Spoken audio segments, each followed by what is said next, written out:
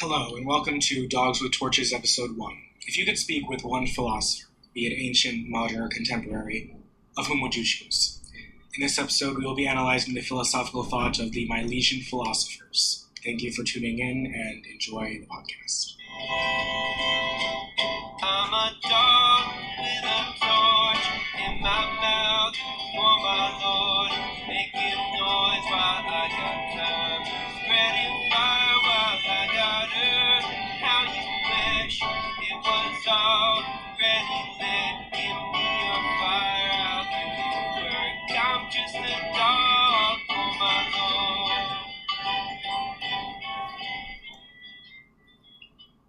In this podcast episode, we will be analyzing the philosophical thought of three of the Pre-Socratic philosophers, that being Heraclitus of Ephesus, Parmenides of Elea, and Pythagoras of Samos. So we'll begin with, we're joined in this podcast episode Professor Elizabeth Schiltz, who's on the faculty of College of Wooster. Professor Schiltz, how are you doing today? Good, how are you? Very nice. I'm very excited to discuss the Pre-Socratics. How's I know that the semester's slowly drifting into the finals and papers and grading. Is it hectic, or is it sort of everything spaced out and you need to come to bring everything into its conclusion and just grade papers, or how is it working out? It is hectic, but full of good stuff, so I won't complain. Excellent. All right, we will begin with we'll begin with Heraclitus of Ephesus. He was born around 540 BC. He was a member of the aristocracy, but abandoned all political enterprises and began living life kind of like a grumpy recluse. His nicknames were Obscure, Riddler, on account of his confusing and kind of paradoxical philosophy. So, Professor Schiltz, why would you say Heraclitus is so important to the history of philosophy? Oh, he's important for so many things. I mean, one thing is just inherent interest in what Heraclitus has to say. But the other thing is that he's interesting as a response to earlier philosophers and a precursor to later philosophers. So he follows, in the way we tell the story, the earlier Milesian philosophers. And they were interested in discerning what they took to be the arche. So they thought that the right way to think about the world was in terms of material monism. So there was one kind of stuff that underlied everything we see in the world. And then their project was to figure out, what is it? So we hear from Thales that it's water, we hear from other Milesians that it's other things, and there's this discussion between them. So we see kind of the birth of this way of thinking, and also kind of the birth of critical thought as they discuss what that might be. And Heraclitus enters into that discussion by saying, well, the arche it's like fire. And that's an important change. That's an important change because what he's saying is maybe, it's always hard to tell with Heraclitus, but he seems to be saying something like the arche is something that's constantly changing. So we see that emphasis in change. Okay. Going forward. Okay.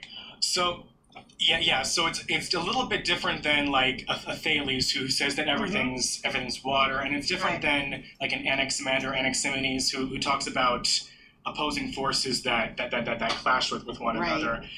It's just a sort of that he doesn't really go what exactly the main substrata of reality is, but he knows that it's constantly changing. Right, so we can characterize reality in terms of constant change. Okay.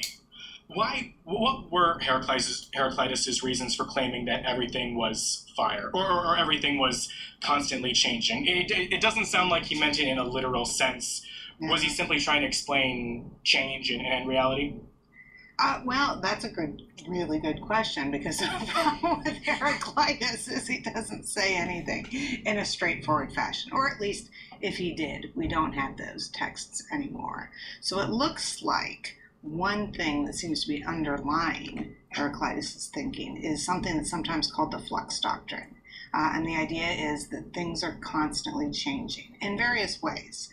Like in one way, they're changing across time. So something can be warm at time A and cold at time B. He also seems to think that there's something that he characterizes in terms of flux that points to different perspectives all at the same time. Okay. So he talks about like donkeys have a different perspective on a pile of hay than humans would. And so we get these aphorisms that just say, what asses prefer trash to gold, things like this, that point out that different perspectives you might have on the same thing, which he seems to characterize in terms of a flux as well. Okay. Yeah, one of his most famous aphorisms is, "You can't step into the same river twice." Right. And but his conceptualization of reality, it isn't just an unintelligible change. He goes in. He talks about in his writings about what he calls the logos. Mm-hmm. So what is, of course, we can't really ask Heraclitus right now, but what would you say is the logos? Well, logos is a word that is used in many different ways. I feel like Aristotle said that, right? Okay. Being is spoken in many ways. Logos is spoken of in many different ways. But the root meaning, at least as Heraclitus uses, it seems to be something like an account. So maybe a reasoned account. And he seems to think it is possible to get to that reasoned account. So one thing you might worry about with the claim that you can never step twice into the same river, and later Heracliteans will add, or even once, is that you might start to worry that there's just nothing that exists, or there's nothing that's discerned. But that's only if you think of the river as a static, unchanging thing. Then we maybe don't have rivers. But he seems to think that there is the chance that we can come to describe things in a reasoned way. We need to understand kind of the limitations of our unique perspective on things, recognize other people have different perspectives, recognize things are changing. But he seems to suggest that he has very snarly things to say about thinkers that others thought of as authoritative, like Homer and Pythagoras and stuff. But he does seem to think that, through use of our senses and reflection on what those senses tell us, that everyone has a logos, can get access to the logos. Right.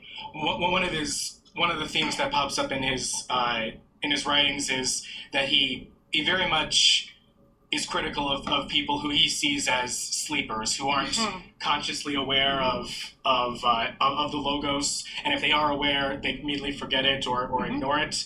And just as you said, he sort of mocks and demeans many thinkers. Like I think with Pythagoras, he says that he collected a lot of wisdom, and it's all just silliness. And it's very snarky. I guess that may have been the reason why he was a recluse, that people just got tired of hanging out with him. You can imagine that, right? Right, yeah. And so Parmenides was a contemporary of Heraclitus, and whereas Heraclitus insisted that everything was in constant flux and change, Parmenides was adamant that everything was in like a static monism, like a giant sphere of being. Would it be safe to assume that Heraclitus influenced Parmenides, or was it Parmenides who influenced Heraclitus, or do we just not know? I don't think we know. Okay. We're talking about different places that's too. Right. So, but one thing you can say is it certainly looks like it's the case that both of them influenced Plato. Okay. So when you get to Plato, what you'll see is Plato characterizing the immaterial world kind of along the lines that Parmenides has suggested one might think about it. When you read, Plato's description of the forms in something like the Symposium, it's like reading Parmenides. And when you read Plato's description of the material world, in many ways, it's like reading Heraclitus. In the Timaeus, he says, he emphasizes the way the material world is constantly changing. He even says, I can't even exactly say whether it's real or not, because it rolls around between being and not being. So I don't know how they influence each other, but they both clearly influence Plato. Interesting. All right. Yeah. Well, Parmenides is an excellent route to go on, so we'll, if it's all right, we can move on to Parmenides. Please. All right.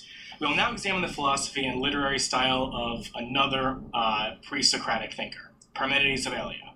Now, Parmenides was born around 515 BC, Now, some claim that Parmenides was a devotee of the rogue Hellenistic theologian Xenophanes, while others believe he was a student of Pythagoras. Parmenides believed, contra Heraclitus, that rather than everything changing, the metaphysics of change was an impossibility. His reasoning was a priori set against a posteriori knowledge, and argued that empiricism was an illegitimate form of knowledge. So, what are Parmenides' main contributions to the field of ontology and metaphysics in ancient Greek philosophy? Okay. Well. Or do you want to start narrower and focus on? We can do that, right? So what Parmenides highlights is the difficulties with a posteriori reasoning. So a posteriori reasoning is reasoning based on experience. And you've seen it as something like the starting point for earlier thinkers like the Milesians and Heraclitus. Okay. And what he wants to do is challenge that. And he challenges it in such a way that, it drives students nuts, I'll tell you that. I've had more songs written about Parmenides and Zeno in frustration with Parmenides and Zeno than anything else, because he gives arguments that seem to show that a priori reasoning that's not based on experience, can show that the fruits of a posteriori reasoning are not to be accepted. Yeah. Very interesting. Okay, so why did Parmenides believe that change and causality was an impossibility? Why did he believe that it was impossible for something to be something and then something else? What were his reasons for that? Yeah, well, he thinks that if I were to think about a change, that would mean I would have to think about something coming from nothing. Okay. So in order to understand generation, I would have to understand something coming from nothing. But it's impossible to think about nothing. So I can't think about something coming from nothing. So I can't know generation. Okay. And he also wants to read, and here's the interesting trick, he also wants to read alteration as a form of generation. So many people will hear, nothing can come from nothing. But what Parmenides argues is that actually something can't come from something else either, because he wants to read alteration as the generation of new qualities. Okay. So once we treat alteration as a species of generation, then the same argument just applies. So we can never know about change. So, for example, a mirror that isn't broken and a stone that's thrown at the mirror is shattered into pieces. Right. But that's something that the mirror has either lost or gained. It's changed into something else. Right. And if it's gained new qualities, that would be something new, and that would be an instance of generation. Okay. And for you to think about it, you would have had to think about the absence of something and something coming from its absence. Okay. Which he excludes. Okay, so it seems that Parmenides denied change because for him change was being coming from non-being. Right. And being from non-being is metaphysically absurd because nothing comes from nothing. Nothing ever could. All right. So when it comes to Parmenides, it really seems like he's arguing against really a commonsensical idea. And in fact, if I remember correctly, when one of Parmenides' disciples, Zeno, was saying how motion in terms of distance was an impossibility, one of his interlocutors got up and walked halfway across the hallway in order to disprove him. But Parmenides would not be remotely impressed with that, right? Right, because it's a posteriori. Right. So, knowledge of it. Right, but it's this Eleatic school is coming up with these ideas that really go against what most people would take as self-evident, and it's a lot like the school of thought of what would later become known as sophistry. So like So the sophist's purpose was to educate the young and teach them in the arts of rhetoric and make the weaker argument defeat the stronger argument. But while the Eleatic school of thought would argue against what would be considered as self-evident, they weren't considered sophists. They were highly regarded by like Plato and Aristotle. So why would the Eleatic school be given so much reverence for their monism or their flux of change, and not be considered like a sophist? Is weaker argument defeating the stronger argument the only criterion for sophistry, or is it just a different school of thought entirely? Yeah, well, I mean, it seems that the evaluation you're giving is Plato's evaluation, right? Okay. So when we look back, that's history of philosophy as done by Plato. And one of Plato's main complaints with the sophists was that they took money for teaching. So you'll see Plato in his dialogues have Socrates go toe-to-toe with sophists over and over again. And two things he's constantly complaining about is that they're taking money, that it's not clear what you get for your money, because they say, I make you better, I make your sons better, but they can never seem to give a clear account of what it means to make the sons better. And making the weaker argument defeat the stronger is not what Plato's about. He wants the stronger arguments to defeat the weaker. So if you look at some of the, something like the speeches of Gorgias, you'll see Gorgias argue for and against the same position. And that is just not what Plato's up to. What's weird, though, is that Plato's academy, after his death, engages in, the same kind of thing. Oh. We see it not taking money, I don't mean that, but we do see it turn towards skepticism.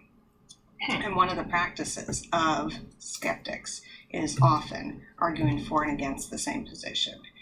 Not to make money, but just so that we can practice the argumentation, and also so you can recognize there's strong arguments on both sides. Plato would have hated that, I think. Okay, right, and so the conclusion then would have been that the academics would have suspended judgment over any sort of conclusion. Exactly. There's a story I just heard on another podcast the other day about a later leader of the academy who went to Rome. The Athenians got the idea, I need to know more about this, but got the idea that to discharge some of their debts, they should send some philosophers to Rome. And the leader of the academy gave one speech one day in favor of justice, and then came back the next day and gave a speech against justice, which he's starting to sound exactly the picture that Plato paints of the sophists. Okay, so did the Platonic school ever get out of that phase? Because I seem to remember Augustine of Hippo arguing against the academics in some of his treatises. Right. So was it just a school of thought that just sort of continued to pursue skepticism, or did they get out of that phase, or what was the inevitable? Well, I mean, there are a lot of strands that come out of Plato, and you're right. Augustine says, his intellectual difficulties are solved when he reads, and I believe the language is, some books of the Platonists. And so it's unclear whether he read Plato, or more likely maybe someone from a Neoplatonic school, like a Plotinus or Porphyry, something like that. To be clear, I don't think that the later academy became sophists. They weren't taking money for it. What they were thinking was, let's revive the spirit of Socrates, who challenged everything. And B, maybe it's best to live in the suspension of belief until you can find those sort of beliefs to which it's time to ascend. Gotcha. Okay. So, I don't mean to throw that much shade. Excellent. Excellent. Academics. All right. So then I guess our last philosophical thinker for today is Pythagoras of Samos. So he wasn't an Eleatic philosopher. He was an Ionian Greek philosopher, and he was sort of the founder of a quasi-religious cult of the Pythagoreans. And what little is known for certain about Pythagoras' life, he is credited with the doctrine of the transmigration of souls. And his followers divided it into two factions. One was the Mathematicoi, which focused more on his mathematic developments, but also respecting his like religious claims, and then the akosmatkoi, who clung very much to his religion. And then some of his achievements were identifying the planet Venus, the sphericity of the Earth, and the so-called Platonic solids that are further described in Timaeus. Okay, so what are some of as aside from what I said, what are some of the notable contributions and impacts that Pythagoras and his devotees had? Because we don't really have any of his writings, and a lot of the writings that we do have are writings that his followers ascribe to Pythagoras. So, why did he believe, for instance, of the transmigration of souls? Yeah, well, that's a matter for a lot of speculation. It looks like he is picking up a line from an earlier group, the Orphic mystery cults. Okay. So it looks like he has picked up that idea from them. But it's also the case that there are lots of stories about Pythagoras having traveled widely. And I don't know, honestly, what to do with these stories, but there are some suggestions he might have done some traveling in Egypt, where he might have met that sort of thing. And it looks like there are a lot of stories about him having done some travels in India, which is another place you could pick up an idea about an immortal soul. So I actually don't know where it came from, but there's interesting continuities. Okay. All right. But it was incredibly influential on Plato, which is how it enters the way we often think about soul. So his theory of transmigration is later picked up by Plato, and I think it's in the Phaedo, where Socrates is waiting to be executed, and he talks about how the soul travels through different people, and it doesn't really matter even about their gender. So a female soul could come into a male soul, and a male soul could be a female soul, etc. And his followers, and because of that, his followers were both male and female, which was quite surprising for the time. Yeah, one of the stories, I mean, again, I don't know how to evaluate, but a story that's often told is that Plato's mother may have been a Pythagorean. Okay. So you see very clear Pythagorean elements in Plato, not just the transmigration of the soul, but also the language he uses to describe it. So the Pythagoreans would talk about the soul as the real you, in some sense, trapped as if in a tomb, or trapped as if in a prison. And you see Plato using exactly that same language. Also, Plato, big fan of math, which is a Pythagorean characteristic. And if I'm correct, that was also his theory of Plato's theory of knowledge, because in the Meno, in the Meno, when Socrates is challenged by Meno, if I'm remembering correctly, about how are you able to inquire something that you know nothing about, he grabs another sophist, right? Right. He grabs like one of a person from the entourage of Meno and shows him math, and he says, "See, he's remembering what his past soul remembered or did in the afterlife." Right. In Plato, you'll even see the details of transmigration expressed in the same kind of language as the Pythagoreans. The Pythagoreans will talk about that your soul transmigrates for 10,000 years until it can achieve release, unless you engage in certain practices. So it might just then be 3,000. You see those exact same numbers in Plato. I see. And so would Pythagoras then have influenced Plato in his theory of forms, and that rather than the particular instantiations that we think are similar, it's really the forms in the realm of forms that are the real reality that we should pay attention to. Right, and math is one of the mathematical objects, or one of the best examples of the forms for Plato. Right. So like for instance, for Plato, we've never seen a perfect circle. Not here in this Heraclitian realm, right? Right. But you can assent to these formal structures of reality by looking at the particulars and coming to... Right, and those can help you remember the universal of circleness. which isn't material. Excellent. Okay. Good. Thank you so much, Professor. This was very wonderful. And now in this second part of the podcast episode, we will be analyzing the philosophical and cultural factors that influence the pre-Socratic philosophers. Thank you for tuning in and enjoy the rest of the podcast. Country road may lead me home. Now I belong there all on my own. Destiny calls, motionless I stop. No, I can't go. Country road. In this podcast episode, we will be analyzing the philosophical thought of three of the pre-Socratic philosophers, that being Heraclitus of Ephesus, Parmenides of Elea, and Pythagoras.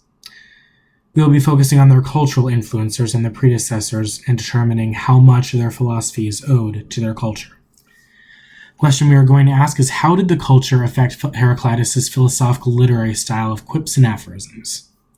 Now, what's particularly of interest is that his philosophy is collectively strung together in the form of poetic aphorisms. Aphorism comes from the Greek word meaning from the horizon, and they were used to encourage philosophical thinking and discourse during the time of Heraclitus. One wonders why Heraclitus utilized aphorisms to convey his thinking, and to what extent the use of aphorisms can be connected to Heraclitus' contemporary culture. During the time of Heraclitus, the philosophical breakthroughs were practically non-existent, save for the Milesian philosophers, and the majority of Greeks followed what was known as the Homeric Code. Now, for those of you who are unaware, the Homeric Code was a set of ethical principles by which one would use to govern their life. In Plato's Republic, for instance, Socrates asks the elderly Cephalus what true justice is, to which Cephalus replies that justice is telling the truth and paying back your debts. Another example would be to do good to your friends and do evil to your enemies.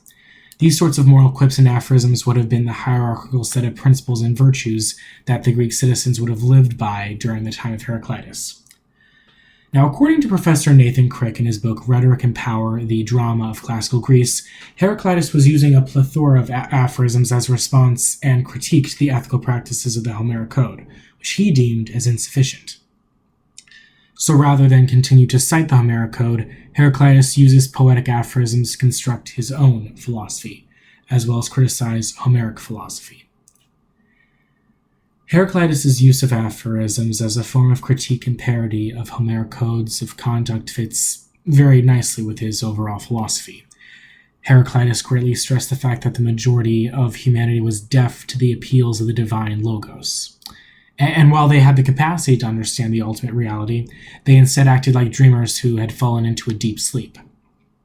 One quotation that we have comes from Sextus Empiricus, a Pharaonic and skeptic philosopher who lived during the 2nd century AD. So relatively after the time of Heraclitus, but the quote taken from Sextus Empiricus' account of Heraclitus states that, "For though all things come to be in accordance with this reason, men appear wholly ignorant, when they make trial of words and deeds such as I describe, dividing each thing according to its nature and explaining how it truly is. But other men do not know what they do when they are awake, just as they forget to do when they are asleep." That's taken from fragment 2. Now, obviously, this quotation falls in line with what we know about Heraclitus, but since Sextus Empiricus was writing several hundred years after Heraclitus, we got to be careful when trusting him. Another quotation attributed to Heraclitus states that the Greeks vainly purify themselves with blood when they are defiled with it, which is like someone who has stepped into the mud, using mud to wash himself. Anyone who has observed a person doing this would think him mad, and in their ignorance of the true nature of gods and heroes they pray to the statues, which is like someone shouting to a house. That's taken from fragment 130. And even people who had a very well-regarded reputation, such as Pythagoras, are rendered to be fools in the eyes of Heraclitus. Fragment 17 states, "Pythagoras, son of Ansarchus, worked out his inquiry more elaborately than any other man, and having made a selection of these writings, composed a wisdom of his own, which contains much learning, but is fraudulent." This constant theme of ignorance, stupidity, and blindness of the common Greek citizen is a very constant theme in Heraclitus' philosophy. And it's not hard to see why Heraclitus utilized poetic hexameter to his advantage. It is in this way that contemporary Greek society had influenced Heraclitus' thinking and literary style. and that he used poetic hexameter either as an homage to Homeric hymns or as a scathing criticism of the Homeric code. We will now examine the philosophy and literary style of yet another pre-Socratic thinker, Parmenides of Elea. The question we're going to ask ourselves is, how did the culture affect Parmenides' philosophy? We're going to look specifically at the style of his religious texts, and we'll be analyzing his relationship with Xenophanes, the rogue Hellenistic theologian. Now, as stated earlier, some people figure that Parmenides was taught by the theologian Xenophanes, and while modern-day scholars are skeptical of any conclusive evidence, their metaphysics, literary styles, and even some of their imagery bear very close resemblance to one another. Now, ancient commentators like the 1st century reporter Aetius claim Parmenides was a disciple of Xenophanes, as does Philo of Alexandria. What's more, Aetius claims that Parmenides' notion of the divine and Xenophanes' conception of the divine are one and the same reality, and there are certainly parallels. Xenophanes' God is immutable, timeless, unified in being, perfect, and divinely simple. Parmenides' monism is one, imperishable, unchanging, and perfect as well. Now, obviously, once again, we must be careful when receiving the information from primary sources, of course, because it's possible that the thinkers at the time were deliberately perceiving the Milesian philosophers in a particular light. And many theologians, such as the esteemed Origen of Alexandria and Justin the Martyr, utilized the theology of Xenophanes and Parmenides and perceived Greek theology through the lens of the Christian conception of God. Because of this, one must be careful when one relies upon ancient resources, as they may be reading too much into their philosophies. However, while some may object to believing the primary sources that compare Xenophanes and Parmenides on the basis that the commentators were simply unfamiliar with Parmenides and Xenophanes, with some commentators like Boethius, this is demonstrably false. Another objection may state that these thinkers simply failed to perceive their philosophies for what they are. Now, while we can be sure that the commentators saw Parmenides and Xenophanes through a particular lens, there really is no evidence to suggest that they corrupted the true meaning of the Milesians or the Eleatics. And what little fragments we have of the texts seem to suggest that the intuitions of the commentators were correct. Now, as for the poetic style, Parmenides used epic meter, a religious style of writing. And as noted by Professor E.H. Havelock, the narrative story in Parmenides' poetry is very similar to Homer's Odyssey. In Parmenides' poem on truth, a young man is taken up in a chariot by a goddess figure, the daughter of the sun, who leads him past the gates of night and day, the contraries, and brings the young man to the gate of truth. In Homer's Odyssey, Odysseus was guided by the maiden goddess Athena until he reached the place where day and night met. And that's where he met the goddess Circe, also the daughter of the sun god Helios. Circe then instructs Odysseus what is the correct route to take home to Ithaca.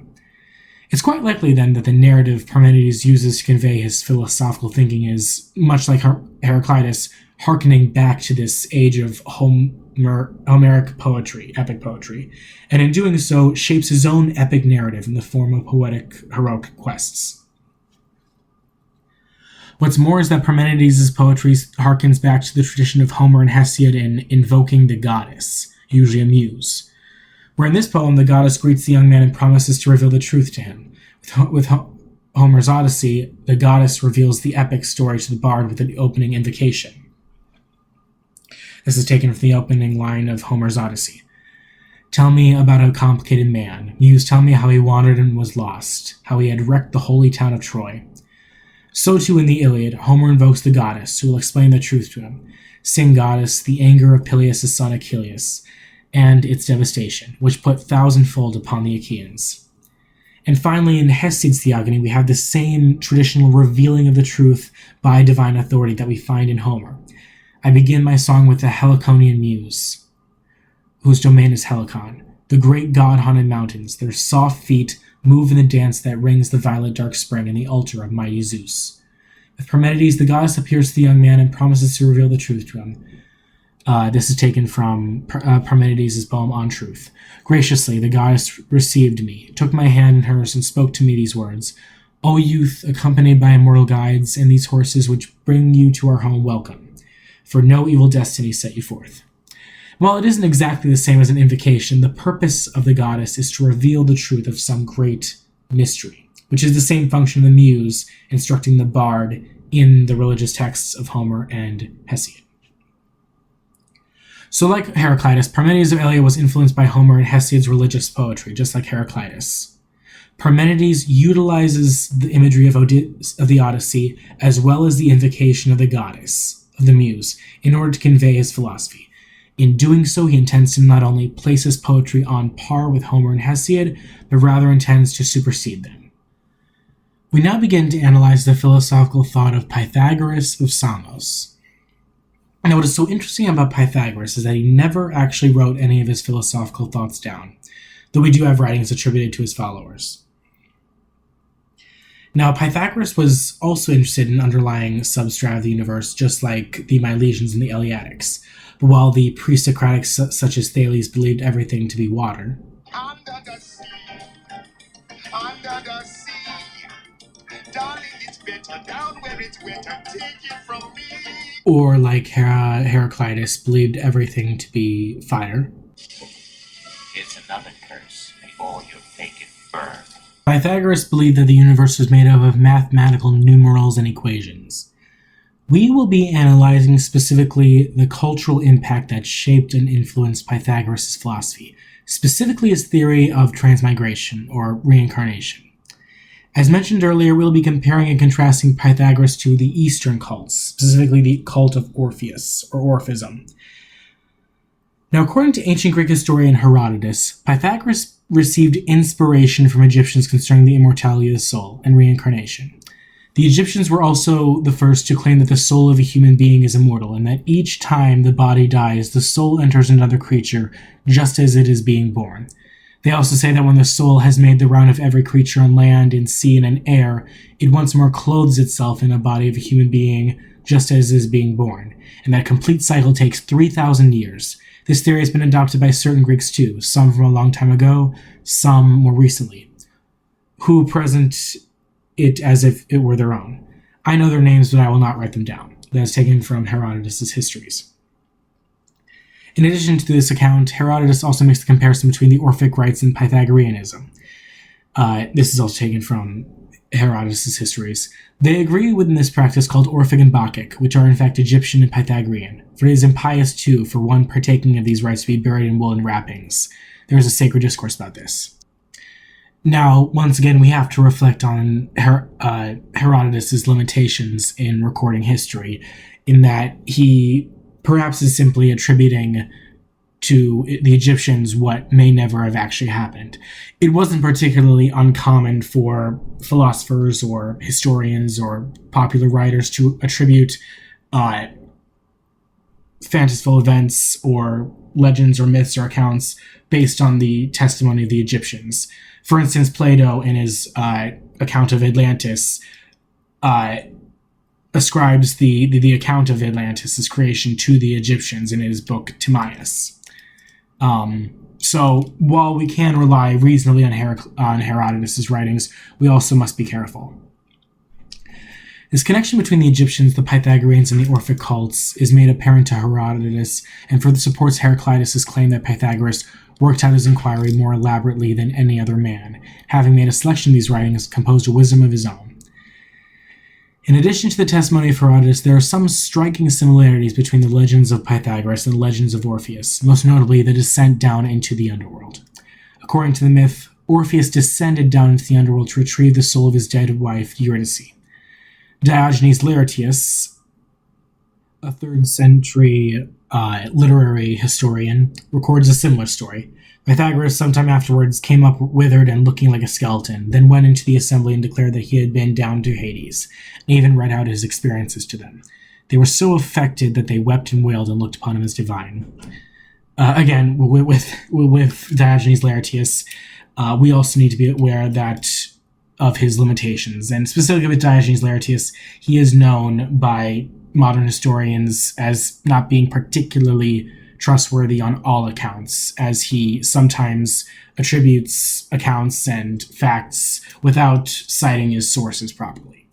But again, leave that for the side. Because of the testimonies of the ancient Greek historian Herodotus, as well as the accusations of collecting the theories of other philosophies by Heraclitus, and the similarities of folklore between the mystery cults, it's very highly likely that Pythagoras was influenced by the Orphic cult of the East, as well as the Egyptians. Thank you for tuning in for this episode of Dogs with Torches. If you enjoyed this podcast, be sure to like, subscribe, and share with your friends. Because as the angelic doctor says, just as it is better to illuminate than merely to shine, so too to pass on what one has contemplated is better than merely to contemplate. Thank you all so much for listening, and enjoy the rest of your day. I